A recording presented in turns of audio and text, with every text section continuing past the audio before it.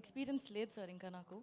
బేబీలో నేను క్యారెక్టర్ వరకు చూశాను, ఆ సెకండ్ సినిమాలో కూడా క్యారెక్టర్ వరకు చూశాను. అది నాకు చాలా ఇంట్రెస్టింగ్గా, చాలా స్కోప్ ఉన్నట్టుగా అనిపించింది. ఇందులో కూడా నేను అదే చూశాను. నా క్యారెక్టర్ చాలా ఇంట్రెస్టింగ్గా, చాలా స్కోప్ ఉంది అండ్ పర్ఫామ్ చేయడానికి నాకు చాలా ఎక్సైటింగ్ అనిపించింది. సో నేను మోస్ట్లీ క్యారెక్టర్ పైనే నేను సెట్ అవుతానా, నన్ను నేను చూసుకోగలుగుతానా అండ్ నేను బాగా చేయగలుగుతాను అన్న దానిపైనే ఫోకస్ సార్.